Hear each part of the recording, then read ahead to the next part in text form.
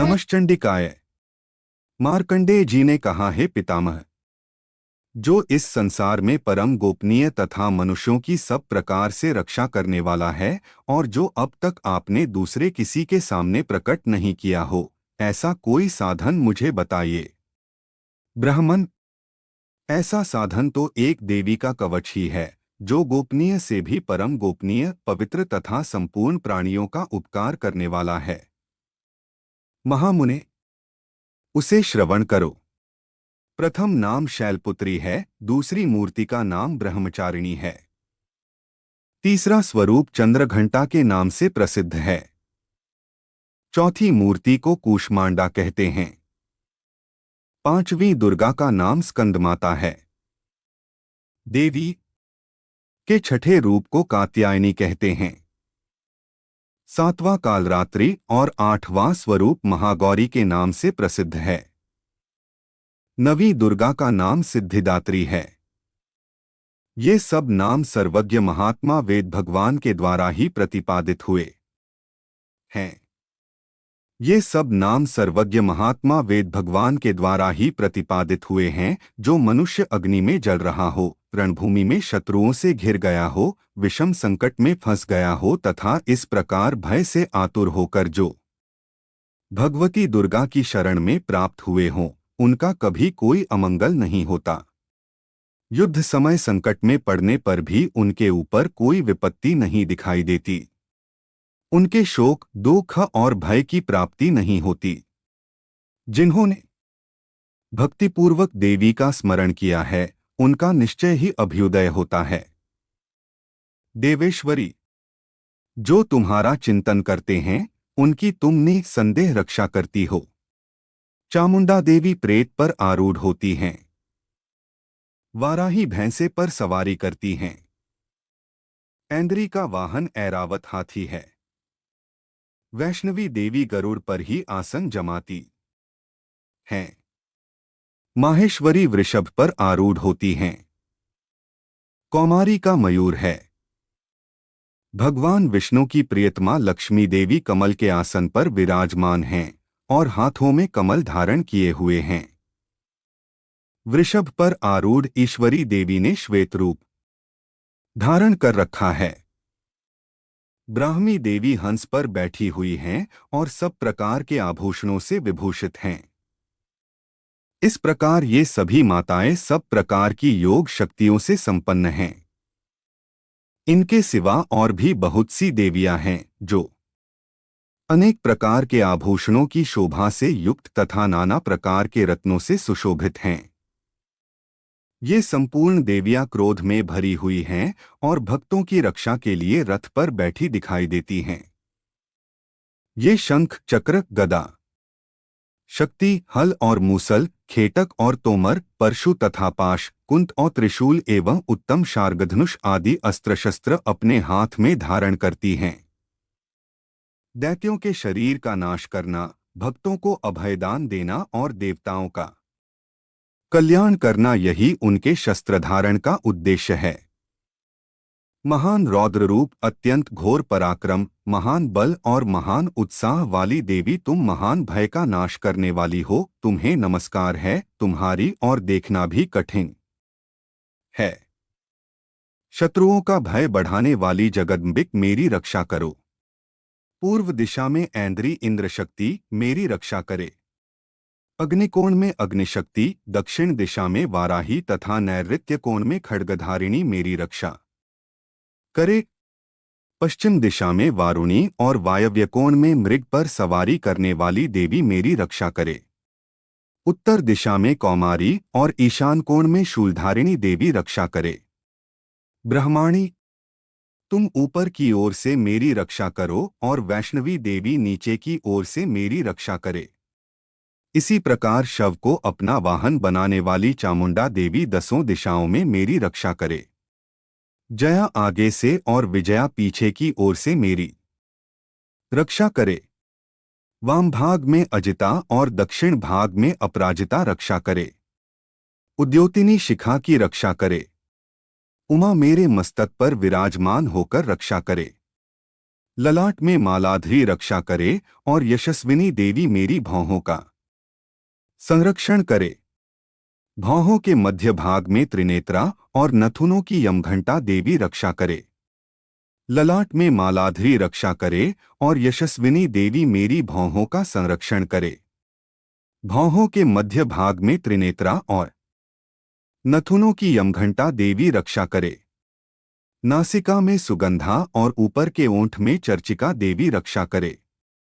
नीचे के ओंठ में अमृतकला तथा जिह्वा में सरस्वती रक्षा करे। कौमारी दांतों की और चंडिका कंठ प्रदेश की रक्षा करे। चित्रघंटा गले की घाटी और महामाया तालू में रहकर रक्षा करे। कामाक्षी ठोड़ी की और सर्वमंगला मेरी वाणी की रक्षा करे। भद्रकाली ग्रीवा में और धनुर्धरी पृष्ठवंश मेरुदंड में रहकर रक्षा करे। कंठ के बाहरी भाग में नीलग्रीवा और कंठ की नली में नलकूबरी रक्षा करे। दोनों कंधों में खड्गिनी और मेरी दोनों भुजाओं की वज्रधारिणी रक्षा करे।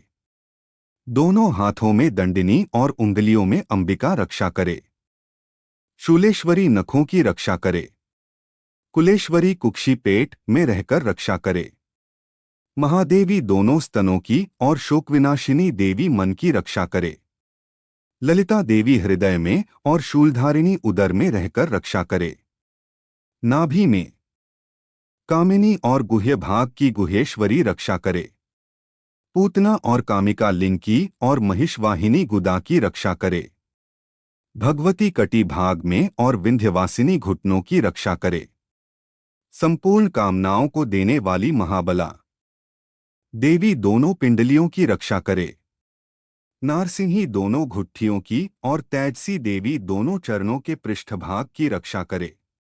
श्रीदेवी पैरों की उंगलियों में और तलवासिनी पैरों के तलुओं में रहकर रक्षा करे। अपनी दाढ़ों के कारण भयंकर दिखाई देने वाली दंष्ट्राक्राली देवी नखों की और ऊर्ध्वकेशिनी देवी केशों की रक्षा करे।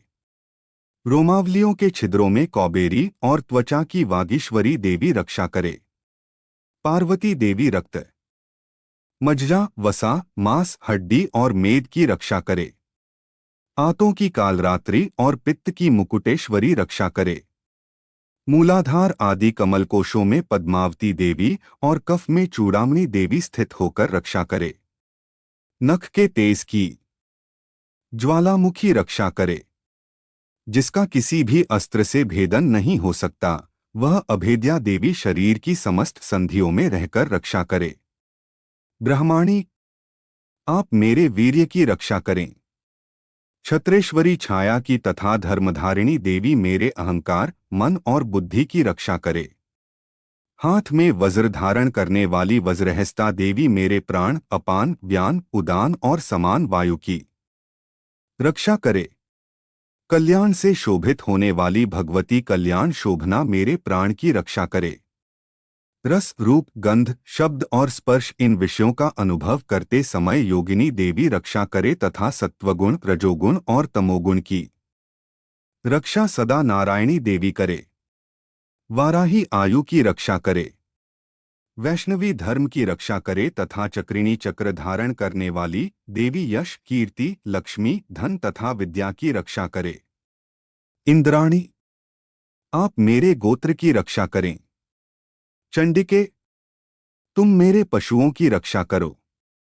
महालक्ष्मी पुत्रों की रक्षा करे और भैरवी पत्नी की रक्षा करे। मेरे पथ की सुप्था तथा मार्ग की क्षेमकरी रक्षा करे। राजा के दरबार में महालक्ष्मी रक्षा करे तथा सब ओर व्याप्त रहने वाली विजया देवी संपूर्ण भयों से मेरी रक्षा करे। देवी, जो स्थान कवच में नहीं कहा गया है, रक्षा से रहित है, वह सब तुम्हारे द्वारा सुरक्षित हो, क्योंकि तुम विजयशालिनी और पापनाशिनी हो। यदि अपने शरीर का भला चाहे तो मनुष्य बिना कवच के कहीं एक पग भी न जाए। कवच का पाठ करके ही यात्रा करे। कवच के द्वारा सब ओर से सुरक्षित मनुष्य जहां जहां भी जाता है, वहां वहां उसे धन लाभ होता है तथा संपूर्ण कामनाओं की सिद्धि करने वाली विजय की प्राप्ति होती है। वह जिस जिस अभीष्ट वस्तु का चिंतन करता है, उसको निश्चय ही प्राप्त कर लेता है। वह पुरुष इस पृथ्वी पर तुलना रहित महान ऐश्वर्य का भागी होता है। कवच से सुरक्षित मनुष्य निर्भय हो जाता है। युद्ध में उसकी पराजय नहीं होती तथा वह तीनों लोकों में पूजनीय होता है। देवी का यह कवच देवताओं के लिए भी दुर्लभ है। जो प्रतिदिन नियम पूर्वक तीनों संध्याओं के समय श्रद्धा के साथ इसका पाठ करता है, उसे दैवी कला प्राप्त होती है तथा वह तीनों लोकों में कहीं भी पराजित नहीं होता। इतना ही नहीं, वह अपमृत्यु रहित हो 100 से भी अधिक वर्षों तक जीवित रहता है। मकरी, चेचक और कोढ़ आदि उसकी संपूर्ण व्याधियां नष्ट हो जाती हैं। कनेर, भांग, अफीम, धतूरे आदि का स्थावर विष, सांप और बिच्छू आदि के काटने से चढ़ा हुआ जंगम विष तथा अहिफेन और तेल के संयोग आदि से बनने वाला कृत्रिम विषय सभी प्रकार के विष दूर हो जाते हैं, उनका कोई असर नहीं होता। इस पृथ्वी पर मारण मोहन आदि जितने आभिचारिक प्रयोग होते हैं तथा इस प्रकार के मंत्रयंत्र होते हैं, वे सब इस कवच को हृदय में धारण कर लेने पर उस मनुष्य को देखते ही नष्ट हो जाते हैं। ये ही नहीं, पृथ्वी पर विचरने वाले ग्राम देवता, आकाशचारी देव विशेष, जल के संबंध से प्रकट होने वाले गण, उपदेश मात्र से सिद्ध होने वाले निम्नकोटि के देवता, अपने जन्म से साथ प्रकट होने वाले देवता, कुल देवता, माला, कंठमाला आदि, डाकिनी, शाकिनी, अंतरिक्ष में विचरण करने वाली अत्यंत बलवती भयानक डाकिनियां, ग्रह, भूत, पिशाच, यक्ष, गंधर्व, राक्षस, ब्रह्मराक्षस, बेताल, कूष्मांड और भैरव आदि अनिष्टकारक देवता भी हृदय में कवच धारण किए रहने पर उस मनुष्य को देखते ही भाग जाते हैं। कवचधारी पुरुष को राजा से सम्मान वृद्धि प्राप्ति होती है। यह कवच मनुष्य के तेज की वृद्धि करने वाला और उत्तम है। कवच का पाठ करने वाला पुरुष अपनी कीर्ति से विभूषित भूतल पर अपने सुयश से साथ साथ वृद्धि को प्राप्त होता है। जो पहले कवच का पाठ करके उसके बाद सप्तशती चंडी का पाठ करता है, उसकी जब तक वन, पर्वत और कान्नों सहित यह पृथ्वी टिकी रहती है, तब तक यहाँ पुत्र पौत्र आदि संतान परंपरा बनी रहती है। देह का अंत होने पर वह पुरुष भगवती महामाया के प्रसाद से नित्य परमपद को प्राप्त होता है, जो देवताओं के लिए भी दुर्लभ है।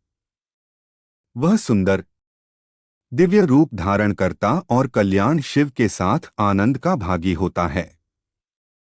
इति देव्या कवचन संपूर्णम।